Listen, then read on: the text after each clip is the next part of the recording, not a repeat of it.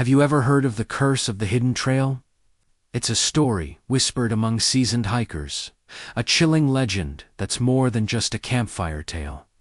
It all begins in the dense, forgotten woods of Blackwood National Park, a place where compasses spin wildly and sunlight struggles to pierce the thick canopy. Our story follows four friends: Liam, the experienced guide; Maya, the skeptic; Chloe, the vlogger, documenting their adventure; and Ben, the quiet observer. They were searching for the legendary Whisperwind Falls, a waterfall so remote it's not on any official map. To find it, they had to take the hidden trail, a path that locals say is cursed. Legend has it that anyone who strays from the path after sunset will be claimed by the forest's ancient spirit. Liam, confident in his skills, assured everyone they'd be at the falls long before dusk. But the trail was deceptive. It twisted and turned, seeming to change right behind them. Hours passed, and the sun began its descent, painting the sky in ominous shades of orange and purple. Panic started to set in. Chloe, still filming, captured the growing fear in everyone's eyes. Maya, ever the rational one, tried to find a logical explanation, but even her GPS was useless. That's when they heard a faint whisper that seemed to come from all directions at once. It wasn't the wind. It sounded like a voice, calling their names. Ben, who had been unusually quiet, suddenly stopped. He claimed he saw a figure moving between the trees, a shadowy form that vanished whenever he tried to get a better look. Liam dismissed it as a trick of the fading light, urging them to keep moving. But the whispers grew louder, more distinct. They were warnings, telling them to turn back. As darkness fell completely, the trail ahead disappeared. They were lost. It was then that Chloe's camera, which had been recording everything, suddenly flickered and died. At that exact moment, the forest fell silent. The whispers stopped. But the silence was somehow more terrifying. They huddled together, a small island of fear in a sea of darkness. Suddenly, a twig snapped nearby. Then another, closer this time. They weren't alone. From the shadows, a figure emerged. It wasn't a person or an animal.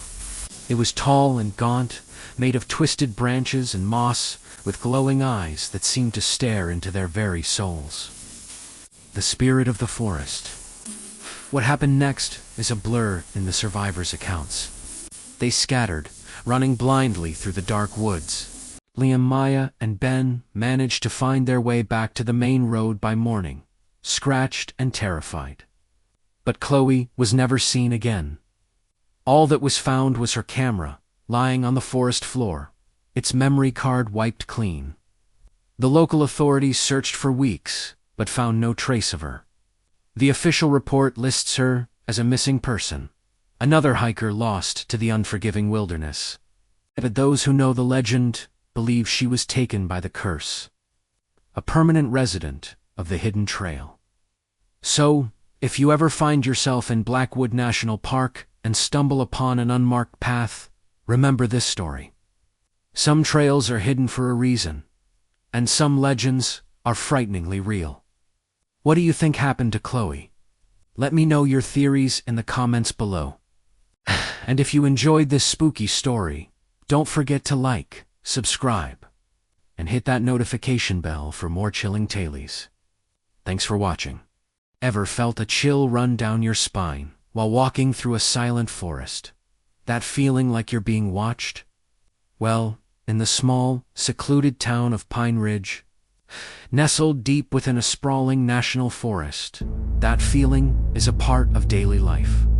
For generations, the townsfolk have spoken of it in hushed tones, the howl beneath the pines.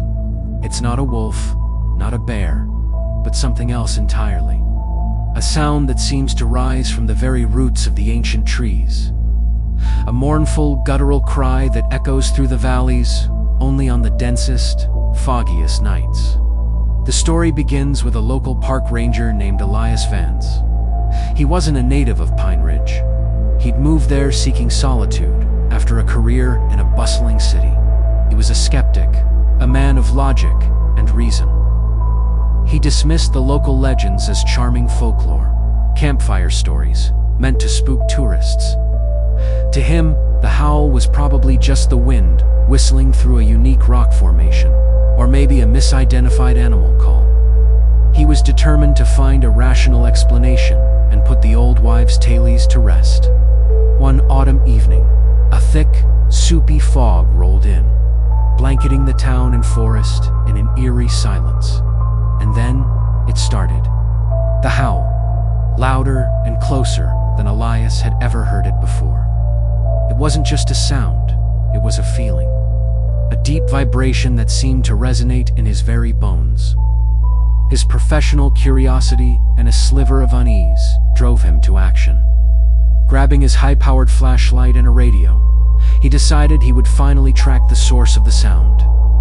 He told his dispatcher he was doing a routine check of the lower trail, deliberately omitting his true, slightly reckless mission. As he ventured deeper into the woods, the fog grew so thick his flashlight beam barely cut through it. The familiar trail became a twisting, alien path. The howl came again, this time from his left. Then moments later, from his right. It was as if the source was moving with impossible speed. Or worse, there was more than one. Elias started to feel a prickle of genuine fear. This was no animal he knew. The air grew cold, and the scent of damp earth mixed with something else. Something acrid and unfamiliar. He stumbled into a small, hidden clearing he'd never seen before. Despite having patrolled these woods for years, in the center stood a circle of strangely twisted pine trees, their branches interlocking overhead like a cage. And in the middle of that circle, the ground was disturbed, as if something massive had recently clawed its way out from beneath the earth. The source of the howl wasn't just in the forest, it was coming from under it. As this realization dawned on him, the howl erupted directly behind him, deafening and full of rage. He spun around, his flashlight beam cutting wildly through the fog. He saw nothing but swirling mist, but he felt a hot breath on the back of his neck. Elias Vance was never seen again. His radio was found the next day in that same clearing, covered in a strange, resinous slime. Sometimes, on foggy nights, park rangers and lost hikers report hearing a new sound mixed in with the howl of faint. Desperate cry for help that sounds remarkably like Elias. The people of Pine Ridge don't talk about it much, but they know. They know you don't go looking for the source of the howl beneath the pines, because sometimes the things that are buried should stay that way. Thanks for watching. If you enjoy diving into mysteries and unexplained phenomena, make sure to hit that subscribe button and ring the bell so you indeed miss our next story. See you in the comments. Have you ever walked through a forest and felt like you weren't alone? Like something ancient and unseen was watching you from just beyond the trees. Today, we're journeying deep into the heart of one such forest, a place whispered about in hushed tones, home to not one, but two incredible legends. The Ghost and the Beast. Our story begins in the sprawling, misty woods of Blackwood Forest. For centuries, travelers have reported strange encounters here. Some speak of a fleeting, ethereal figure, a shimmering white form that glides silently between the ancient oaks. They call her the Ghost of Blackwood. Legend says she was a young woman who lost her way in a blizzard centuries ago. Her spirit forever bound to the forest. She couldn't escape. She isn't said to be malicious, but more of a guardian, a sad, lonely protector of the woods. People who've seen her describe a profound sense of peace mixed with an unshakable sorrow, a fleeting glimpse of a forgotten time. They say if you're ever lost in Blackwood, look for a gentle, glowing light. It might just be her, guiding you back to safety. But the forest holds a darker, more fearsome secret. Lurking in the deepest, most tangled parts of Blackwood is a creature known only as the Beast. Descriptions vary, but they all paint a terrifying picture. A massive, shadowy form with powerful limbs and eyes that glow like burning coals in the dead of night. Unlike the ghost, the Beast is a symbol of the forest's raw, untamed power. Old tales claim it's the physical manifestation of the forest's own anger, awakened by those who disrespect its domain.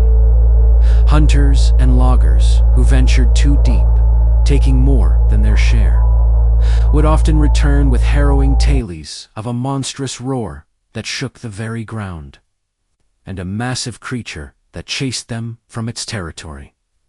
The Beast is the reason the deepest parts of Blackwood remain untouched, a primal force ensuring nature's balance. So we have two powerful entities sharing this one mystical space: the gentle, guiding spirit, and the ferocious, territorial guardian. You might think they'd be enemies, but the most fascinating part of the legend is how they coexist. Some stories say they are two sides of the same coin, the forest's yin and yang. The ghost represents its nurturing, protective soul, while the Beast is its fierce, defensive instinct. There's one particularly famous tale about a group of lost children who stumbled into the forest as darkness fell. Cold and scared, they huddled together, thinking they were doomed. Suddenly, a soft, white light appeared, leading them down a hidden path. But as they followed, they heard a low growl from the shadows behind them. They glanced back to see two glowing red eyes, keeping pace, not threatening them, but seemingly escorting them, warding off any other dangers the night might hold. The ghost led them from the front, and the Beast guarded them from the rear, working in perfect harmony to guide the innocent back to the edge of the forest. By dawn, the children were found safe, with a story that no one could quite believe. Whether these legends are true or simply campfire stories passed down through generations, they give Blackwood Forest a life and a personality all its own. They remind us that nature is a place of immense beauty and profound mystery, a world that holds both gentle spirits and wild beasts. It's a reminder to walk with respect, to listen to the whispers of the wind, and to always be aware of the magic that might be hiding just out of sight. What do you think? Have you ever heard similar legends about a place near you? Let me know in the comments below. Thanks for venturing into the woods with me today. If you enjoyed this journey into the unknown, don't forget to like, subscribe, and hit that bell so you don't miss our next adventure. See you next time. Have you ever heard a story so strange, so unsettling, that it gets under your skin and stays there? Today, we're venturing into one of those stories, a local legend that has baffled and terrified people for generations. This isn't just any ghost story. This is the tale of Whisper Creek, a place better known by its chilling nickname, the creek where shadows walk on two legs. Deep in the sprawling woods, far from any paved roads, lies Whisper Creek. By day, it's actually quite beautiful. Sunlight filters through the dense canopy, dappling the clear water as it babbles over smooth stones. But when dusk begins to fall, a different atmosphere takes over. The air grows heavy, the playful sounds of the forest die down, and an unnerving silence descends. This is when the shadows begin their walk. Locals have passed down stories for over 100 years. It all started with loggers and hunters in the late 1800s. They were the first to report seeing them, dark, featureless silhouettes that moved with a disturbingly human-like gait. They weren't just tricks of the light or oddly shaped trees. These shadows would emerge from the dense thicket along the creek, walk deliberately along the bank, and then vanish as if they were never there. They never made a sound, but their presence was described as bone-chilling, One of the most famous accounts comes from an old-timer named Silas, who lived in a cabin not far from the creek back in the 1930s.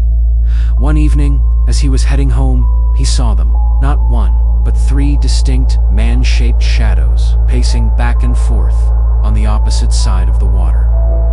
He said they moved like men in deep thought, their forms solid black against the fading twilight.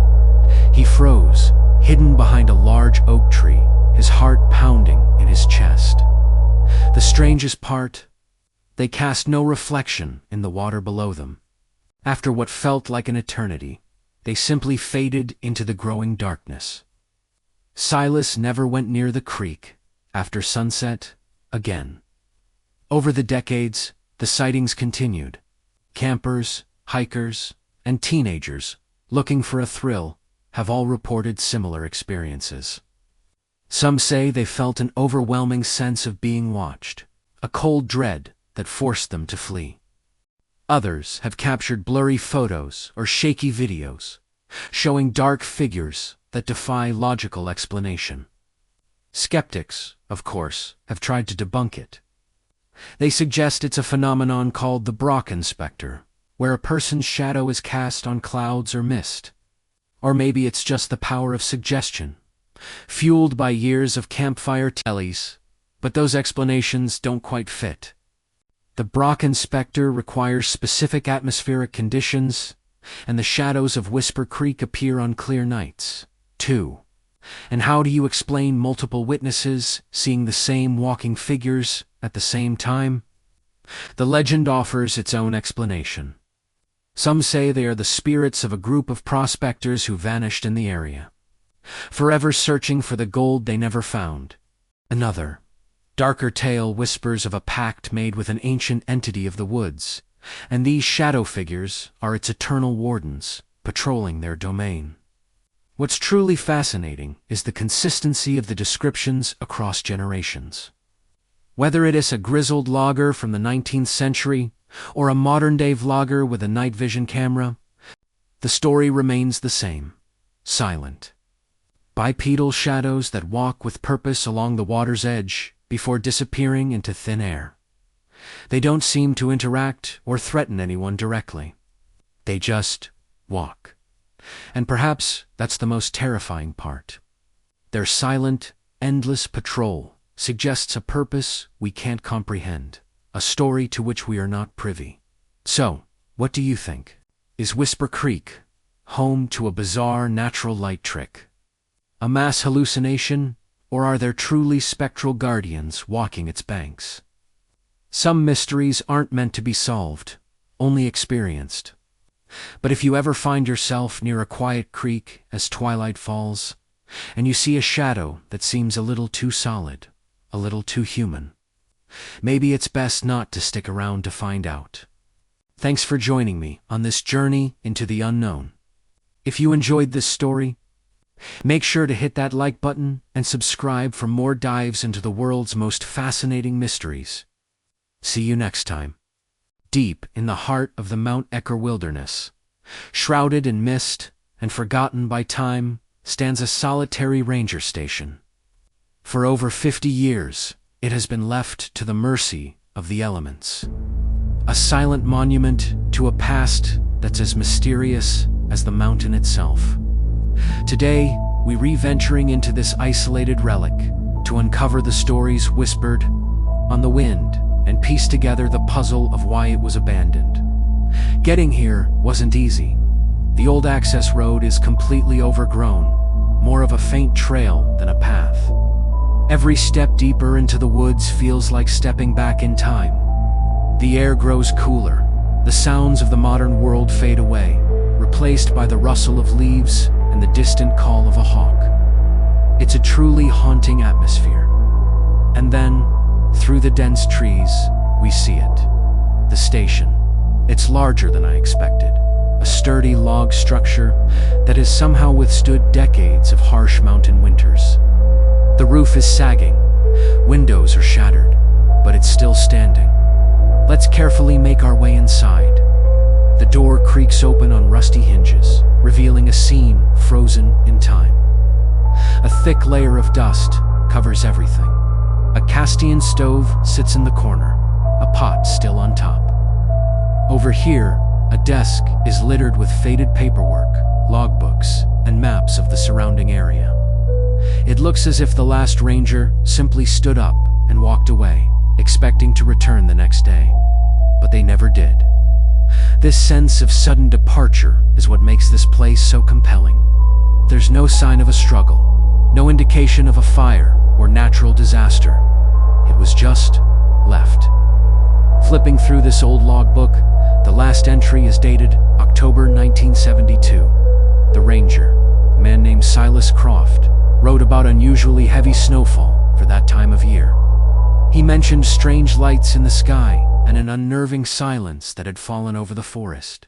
The animals, he wrote, had all gone quiet. His final words are chilling. The mountain is holding its breath. I feel like I'm the only soul for 100 miles. Something is coming. After that, the pages are blank. What happened to Silas Croft? Did he get snowed in and try to hike out? Or did he encounter whatever something he felt was coming? Local legends offer a few theories. Some old-timers in the nearest town talk about a reclusive hermit who roamed these woods. Someone who didn't take kindly to strangers. Others whisper tallies of a lost prospector's ghost, forever searching for his claim. Could Silas have had a run-in with someone, or something, that the official records don't mention? The official story is that the station was decommissioned due to budget cuts and its remote location. But the evidence here, the half-finished meal, the open book, it all points to a much more abrupt and personal ending. As we explore the other rooms, a small bunk room and a supply closet, the feeling of unease grows. Every creak of the floorboards, every gust of wind rattling the broken window panes feels like a voice from the past trying to speak. The isolation up here is immense. You can truly understand how the solitude could weigh on someone. Silas Croft lived and worked here alone, his only connection to the outside world, a crackly radio. The mystery of his disappearance adds a layer of human tragedy to this decaying structure. The abandoned ranger station of Mount Echo isn't just a collection of old logs and broken glass. It's a time capsule, holding a story that may never be fully told. As the sun begins to set, casting long, eerie shadows through the trees, it's our cue to leave. This place holds its secrets tight, and perhaps some mysteries are meant to remain unsolved. The story of Silas Croft and his final days on this mountain will stay here, absorbed by the forest. Thank you for joining me on this exploration into the unknown. If you enjoy uncovering forgotten places and their stories, make sure to like this video and subscribe for more adventures. Stay curious, and we'll see you on the next one.